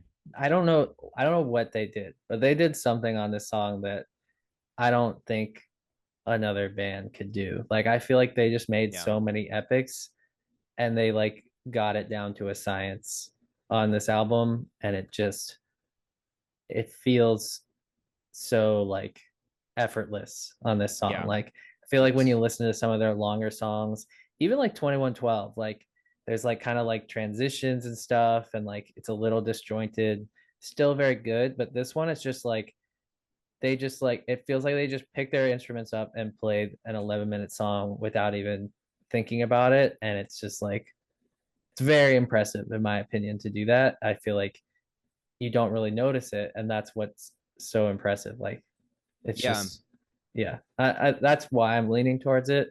I think between the two songs I like them both, but the camera eye is like 3 times as long and it still feels like as tight as circumstances in my opinion, so that's what kind of pushed it over the edge for me. You know, I think you've convinced me. I think the Camera Eye is one of those songs where it's like you see the name and you're like, okay, yeah, yeah, yeah, for sure. But like when you listen to Moving Pictures all the way through, it's very like quintessential to that album. Like, and you like yeah, like you said, like it like when I said with Countdown, I was like, you know, this song could have been a little shorter, you know, in some ways, but like this one is like I I would not cut a single thing from the Camera Eye. Like it really is like a masterpiece. So Yeah, yeah, okay. If we're gonna choose this over Circumstances, which I can live with that, because this is a very word, and we're getting to the point where it's like we're gonna have to make some harsh choices. So like, yeah, the one thing I will say about Circumstances and Hemispheres is they kind of fucked up. Like they wrote these songs, but it was just too high for Getty's like vocal range, and I think that was like the most he's ever like had to push himself, and like he was like, I do not look back on those like recording sessions fondly because it was like too high, it was out of my range, it like hurt like hell, and like I don't think they play a lot of the songs live kind of because of that, and if they do, I think they drop it down like a half step or something. Um, which is to say that like if you listen to the song, you would have no idea because he fucking like nails Nails it it. Yeah. completely, and it sounds awesome. But Yeah. yeah, Definitely in the documentary I watched, they talk about this about hemispheres. They're like, we're never like everything about the recording process, I think, was just like brutal for them. yeah, But like you can hear it in the music, like how much work went into it on like all fronts. But yeah, they yeah, were just like, no, never again. Like, yeah, yeah, okay. Okay, are we going with the camera eye or I yeah. mean, Let's do it. okay. I think, I feel good. I feel totally fine about that. yeah. Um, okay. Last one in this category, In the End versus A Passage to Bangkok. Kind of a weird matchup. Yeah, very different. Like I don't. Yeah, they're very different. I don't feel like super strong either way. Yeah.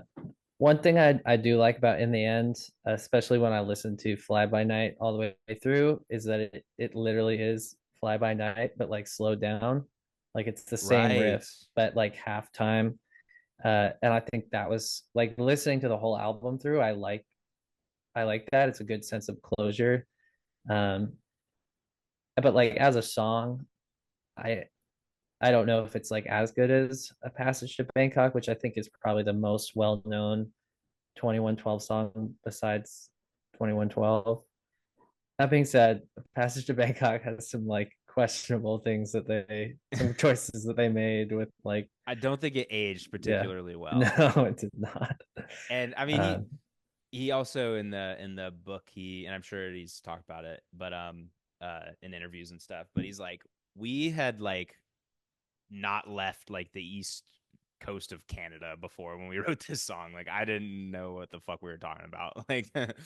um so I think maybe you can forgive some of the like cringiness of it in some respects, but it kind of rocks. Like it's a good song. Like um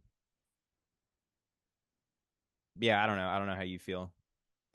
I think between the two, I would still lean towards A Passage to Bangkok just because I think it's a tighter, like better chorus and everything. But I don't think it's gonna get further than that. So Yeah, okay. I'm cool with that. And I do think there might be like a song or two that didn't make it out of the play-in bracket that I would maybe pick over both of these. Yeah, You I know, agree. but So it's the way of the bracket. okay. Okay. We've got our alt division. First matchup is YYZ versus Brought Up to Believe or BUT2B. Um, I mean, it's interesting that the two songs that are just like letters slash numbers got pitted together, Yeah, but that's one kind of. is far superior, I would say. I mean, yeah, like Yeah. YYZ as the Canadians say. Oh yeah. Um, yeah, I don't know. I mean, I don't know. I What is think there to I think say? YYZ has an argument for like the best instrumental of all time. Like Yeah, it's like it's so fucking good. it's so good. It's like it's crazy what they're doing across the entire thing. And it's also like fun. Like I feel like the riffs are like some of them are kind of like corny and some of them are like really cool. Like it's just got like this crazy variety across it, but it's so Yeah, impressive and it's just like so nerdy. It's like based on Morse code and it's just yeah, it's everything. So It's definitely the song like if you were a drummer, I feel like this is the one where like your drum teacher would be like, "This is the like yeah, gotta check this out," or like if you're a drummer, if you're an aspiring drummer, and you're looking to like challenge yourself, you will try to yeah, like take this one on, you know? yeah, for sure. Yeah, yeah. I mean, we gotta go YYZ. Rob Yeah, to Believe is good. I feel like it's like a solid cut from Clockwork Angels, but it's not that's not rising to the level of YYZ. yeah. Okay, we got Cinderella Man versus The Twilight Zone. Mm.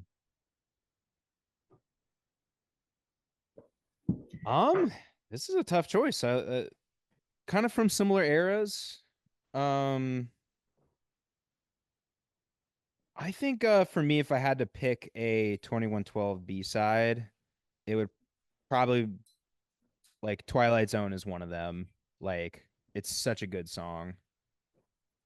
It's fun. It's definitely like a weird one, like um, but yeah, it's definitely like a good song.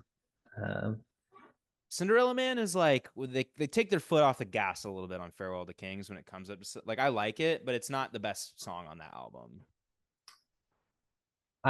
yeah, I would most agree. I do like it a lot though. I think it's like it's one of the like short songs on that album.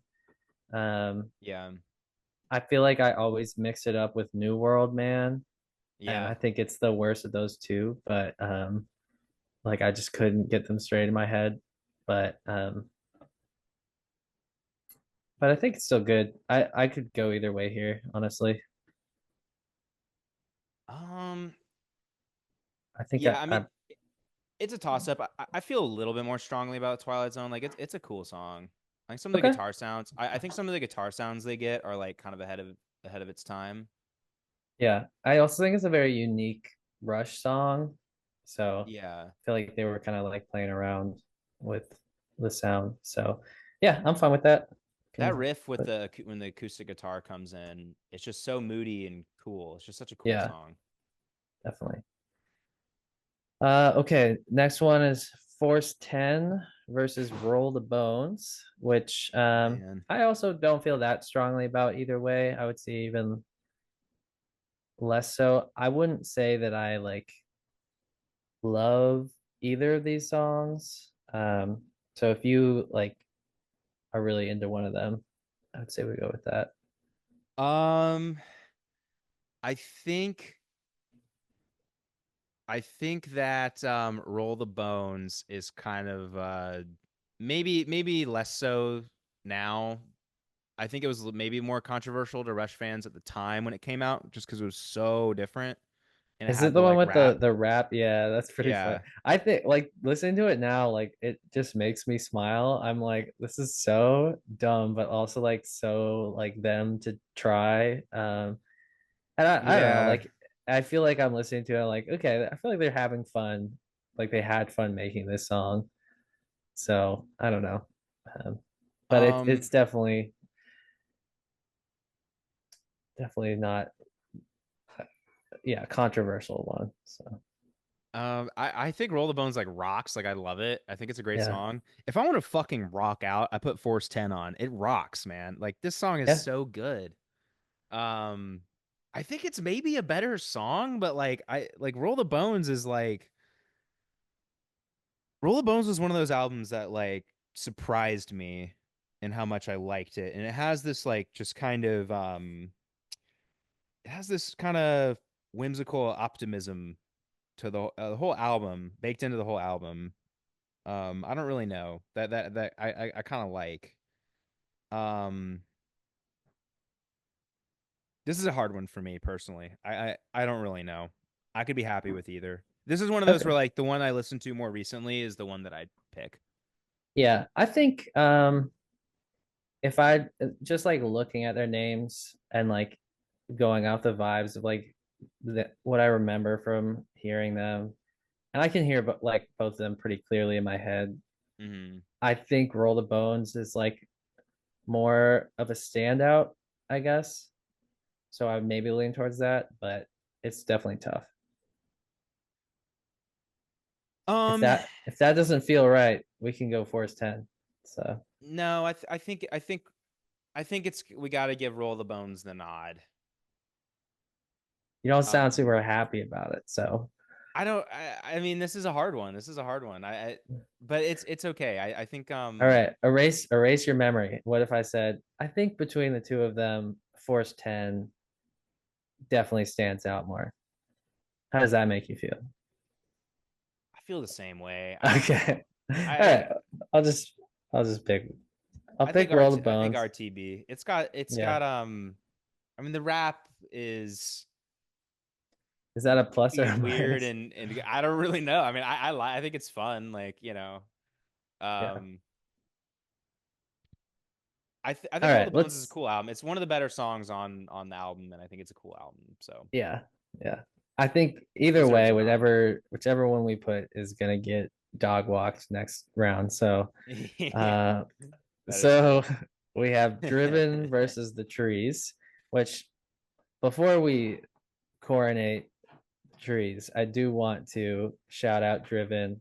I think it's my favorite song from uh what's the album called? Test for Echo. Test for Echo. I think it's my favorite Test for Echo song. I agree. Um I think it's very solid. It's got like a great chorus and riff and everything. It But rocks.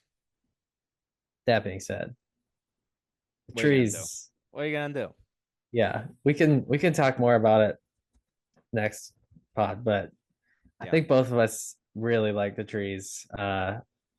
So I think we can spend like 20 minutes talking about that Yeah. next Let's time. talk. Yeah, let's say there's a lot to say about Let's that save song. it. Let's save it. Yeah, Okay. because we're gonna talk about it.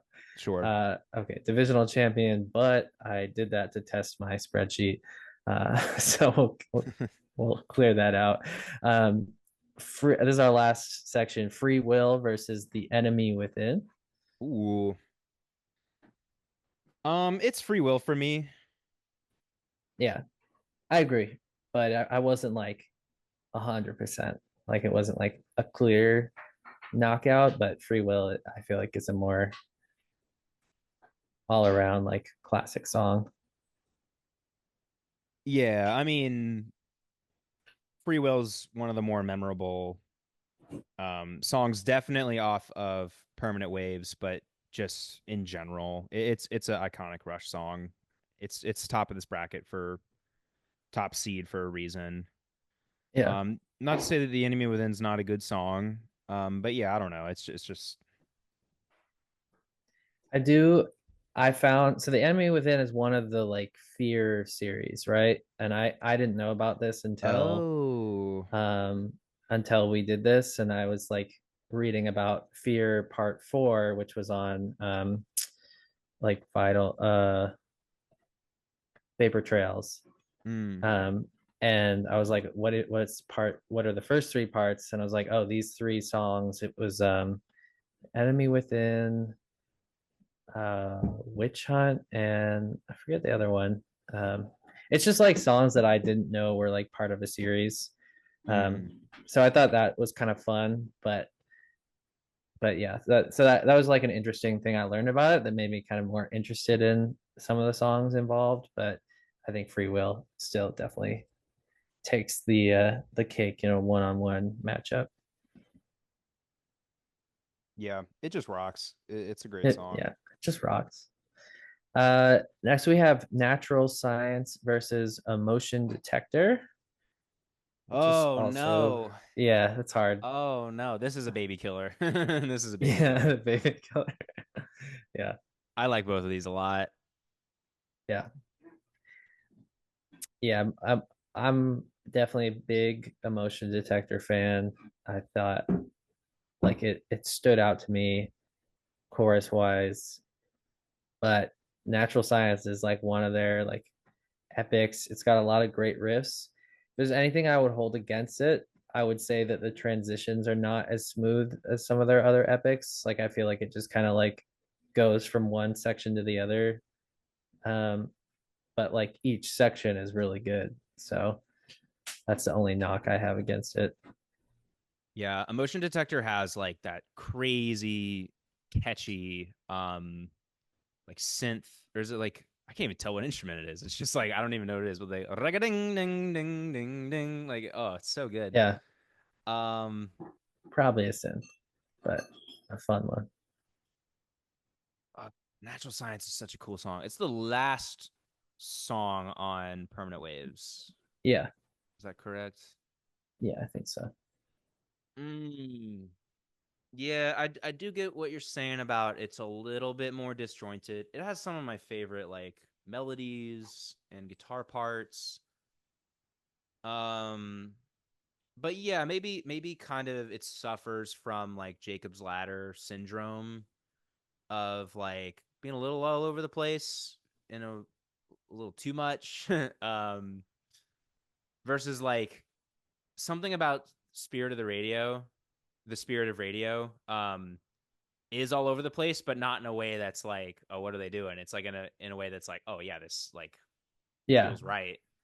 yeah. Which I feel like is the difference between like how those two feel and like how they're remembered as well. So yeah, I feel like Natural Science, it's like got a lot of great parts, but I wouldn't say that it's like greater than the sum of its parts. Whereas like Emotion Detector, like It's a lot tighter. it's tighter, more cohesive, but it's yeah, it's difficult. They're very different songs. They're so different. Oh my god, different eras, different like. Yeah, Oh man, I something about me like feels wrong about not picking Natural Science, but I think I have to remove like I just have like a bias. And if you like if I actually had to say which song I think is like a better song, I think it's got to be Emotion Detector. That said, I did reference like kind of my powerhouses um of Power Windows, and I don't think Emotion Detector is one of them, but it's not. Yeah, I don't know, man. yeah, It's okay. yeah. It's okay. It's Let's do Emotion Detector. Let's do Emotion Detector. okay. If that's how Let's you do it. feel, I'm okay with that. It's such a good song, and Yeah, I'm fine with that. I think it's a it's very tough. It's yeah, it would be easier if they were closer I think in some of like my their type of song, but I think some of my Power Windows juggernauts got taken out a little early. yeah, I think some of them got taken out by like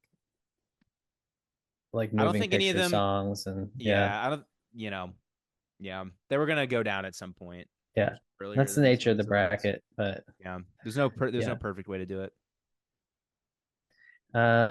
Yeah, because we only have a couple more. So we've got Grand Designs versus the Analog Kid, which Grand Designs is one of the your Power Windows juggernauts too. So Yeah, I think it's yeah, got to be Grand Designs here. yeah. So that yeah, I think has to go through. But I do like the Analog Kid. I just feel like it doesn't hit as hard as some of the other songs from Signals. So Yeah, um, but it's fun. And then we've got Cygnus X1, Book One, The Voyage, and Vital Signs. Um, which I think you prefer Cygnus X1 Book Two, right? But I don't think it. I don't have that strong of Yeah, a lean. it didn't make it through against whatever was going up against in the last round. So um, yeah, I mean I'm pretty split on this one too. I like Cygnus X1. I feel like I have nostalgia for it. Um, but Vital Signs is also good. I mean, it's moving pictures. It's going to be good, but I do It's feel like funny it's one of because the weaker. If there is a weak link on moving pictures, it's one of the weaker links. really, I'm not saying, I feel yeah, differently. I feel very differently about Vital Signs. Um, I think what did it for me is like it. It maybe was one of the more forgettable. I mean, forgettable is a strong word, but yeah, it didn't leave as much of an impression on me as the other songs on that album, which is like, that's a tough comparison. Yeah. I listened, like, they released like a live version of it, like kind of recently, like in the past like few years, just from some random concert, and I was like, Vital Signs. So which one's this one? And I clicked on it, and I was like, wait, this fucking rocks. Like, this rules. And it was like the live version that kind of got me into it, and I was like, I'm sold on this song. This is sick. Yeah, I feel like it's one of those where it's like it's crazy that like this is the worst song on an album. That means the rest of it is like so good. Like it's like even I like it I more don't. than Witch Hunt. Yeah, okay, yeah. Those were the two that I would say are like the weakest, but they're both like still good, and it's a good closer. And it's definitely like it's a song where I have to like play it. And I'm like, oh yeah. I almost feel like it suffers from like not a very. It's not like a bad name, but they don't like sing the name in the chorus or anything, as far as I remember. So it's harder to remember like which song Vital Signs is. Um, so I feel like that kind of hurts it a little bit, but Yeah, I agree, because it has like a very anthemic like outro. Um, but it's not the song title, so it doesn't really like, you know, yeah, when you're later looking back at it, it doesn't like doesn't click necessarily. Um, it's I feel a little more strongly about Vital Signs than many other songs. yeah, Um, I'm so definitely fine with putting it through. I think Cygnus X1 is great. I think it does suffer from being a little bit messy as an epic, like they're yeah. trying to it's one of those where like the story kind of gets in the way of the music sometimes because Hmm. there's like a lot of like little skits and like there's a lot of things going on in it to like t- tell the story, but um yeah, I think Vital Signs is worthy of taking that.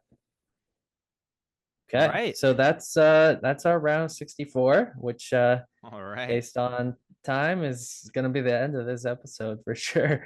um I think next time we can do the round of 32, see how long that takes, and we still have to do, yeah, I have a 32, feeling 16, 8 for championship, and then albums bracket as well. I have a feeling that maybe the next step will be like the semifinals, and then, or like the round of 32, and then maybe we do the Sweet 16, and then once we have like the top 8, that can be its own episode. But Yeah, we'll see. We'll maybe see. like top 8 and album bracket could be an episode too, but Yeah, we'll yeah, something see. like that.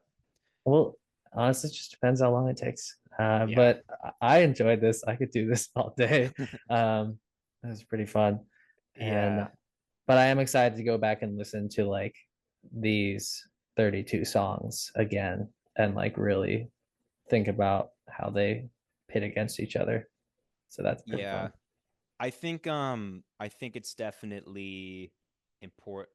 Like, I would feel a little. We're gonna have to make some really tough calls, so like I think it's worth Yeah. taking maybe a little extra time to like, um, because I have notes, but they're kind of about like these old matchups, and like maybe Yeah. I'll think of some new things when we kind of compare these Yeah. new matchups, and I don't even know like what songs are going up against what now, so we'll Yeah. that'll be interesting I'll to see. yeah, I'll send you an updated playlist, or maybe just change the one we have. But definitely exciting, and I can't wait to finish the bracket. Yeah, I'm excited too. If you have listened this far, um, Yeah, definitely let us know. I am curious to see if anyone's made it this far. But if you yeah, like, if you have, and you're as into Rush as we are, that's pretty cool. But yeah, yeah. I'm And excited to if you see. Oh, sorry. I was just gonna say, like, if anyone has other artists that they want us to do this with, I think we're talking about maybe doing like Charlie XCX That'd be cool. next. I feel like that was one. I think we've done this before for Caro Caro Bonito, We did. but I think it'd be fun to revisit that whenever their next album comes out, Yes, um, and that have would be like a cool. full 64 song bracket because they didn't have that many songs when we did it before. But if anyone has any other artists that they think we should spend an ungodly amount of time listening to make this, maybe our artist with like 32 songs, that would be a good episode too. But Yeah, um, this was like a labor of love and a passion project because obviously like we're in the rush more than like is probably good for our health, but like yeah, um yeah, if we're looking at other bands, like definitely something with like a nice neat tidy like, maybe 32 or 64, something in that ballpark. But yeah. like I think You that know who rules out has you know who has a really tight discography? who. Always. They have 3 albums, no singles. I was gonna ask Yeah, if I don't know how into them I got I'm really very into into them. them. Yeah, I'm Oh, very that into them. Yeah, maybe after Charlie we do always because yeah. That could dude, be a quick one. did I talk to you at all about always at all this year? Because I got like way into them this year.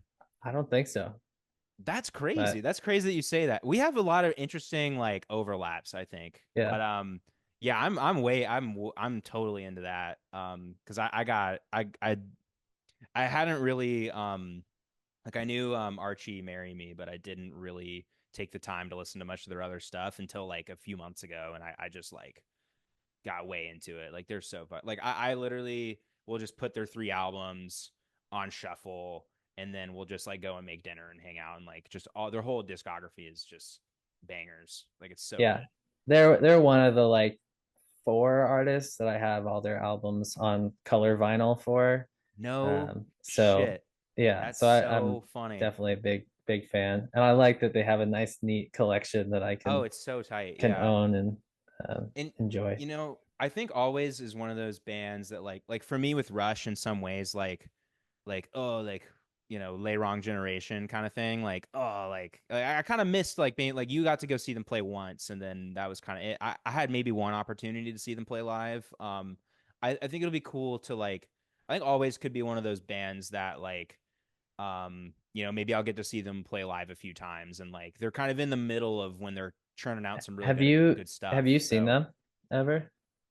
no, I've no, seen them twice. They're really they just sound the same. Like it just sounds like, and it's just like they usually have like a beach ball going, and like it's just like a yeah, good vibe. I they saw them rock, man. at Roadrunner here, which is like a venue where we see a lot of bands. It's pretty new.